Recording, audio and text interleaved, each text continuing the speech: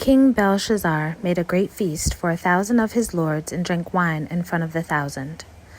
Belshazzar, when he tasted the wine, commanded that the vessel of gold and of silver that Nebuchadnezzar his father had taken out of the temple in Jerusalem be brought, that the king and his lords, his wives, and his concubines might drink from them.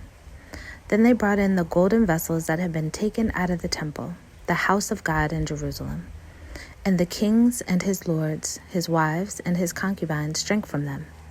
They drank wine and praised the gods of gold and silver, bronze, iron, wood, and stone.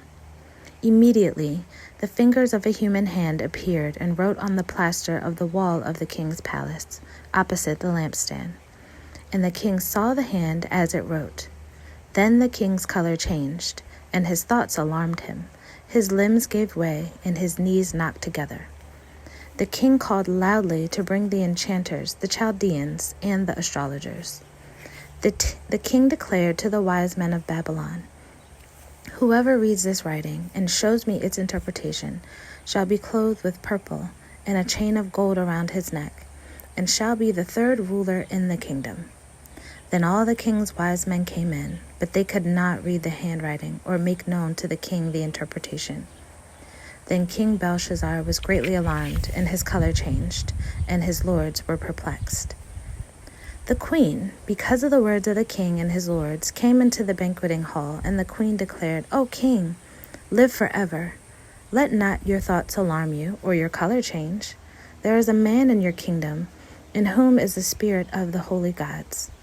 In the days of your father, light and understanding and wisdom, like the wisdom of the gods, were found in him.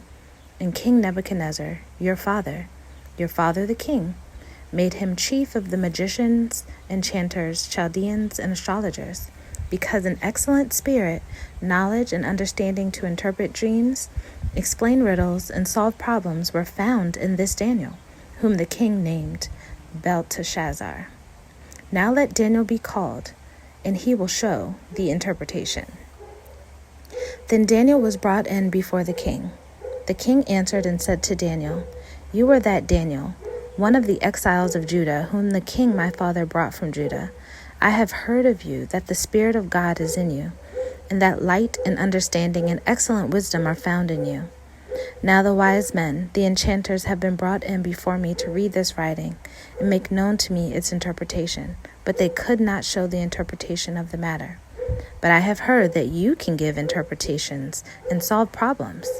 Now if you can read the writing and make known to me its interpretation, you shall be clothed with purple, and have a chain around your neck, and shall be the third ruler of the kingdom." Then Daniel answered and said before the king, "Let your gifts be for yourself, and give your rewards to another. Nevertheless, I will read the writings to the king, and make known to him the interpretation. O king, the Most High God gave Nebuchadnezzar your father kingship and greatness and glory and majesty. And because of the greatness that he gave him, all peoples, nations, and languages trembled and feared before him. Whom he would, he killed, and whom he would, he kept alive. Whom he would, he raised up, and whom he would, he humbled. But when his heart was lifted up and his spirit was hardened, so that he dealt proudly, he was brought down from his kingly throne, and his glory was taken from him. He was driven among the children of mankind, and his mind was made like that of a beast, and his dwelling was with the wild donkeys. He was fed grass like an ox, and his body was wet with the dew of heaven, until he knew that the Most High God rules the kingdom of mankind and sets over it whom he will. And you, his son, Belshazzar, have not humbled your heart, though you knew all this, but you had lifted yourself up against the Lord of heaven. And the vessels of his house have been brought in before you, and you and your lords and your wives and your concubines have drunk wine from them. And you have praised the gods of silver and gold, of bronze, iron, wood, and stone, which do not see or hear or know, but the God in whose hand is your breath, and whose are all your ways, you have not honored. Then from his presence the hand was sent, and this writing was inscribed. And this is the writing that was inscribed: Mene, Mene, Tekel, Parsin. This is the interpretation of the matter.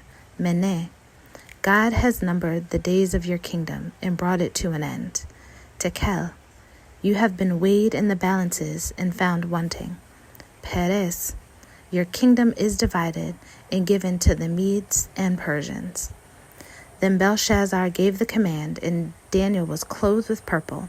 A chain of gold was put around his neck, and a proclamation was made about him that he should be the third ruler in the kingdom. That very night, Belshazzar, the Chaldean king, was killed, and Darius, the Mede, received the kingdom, being about 62 years old.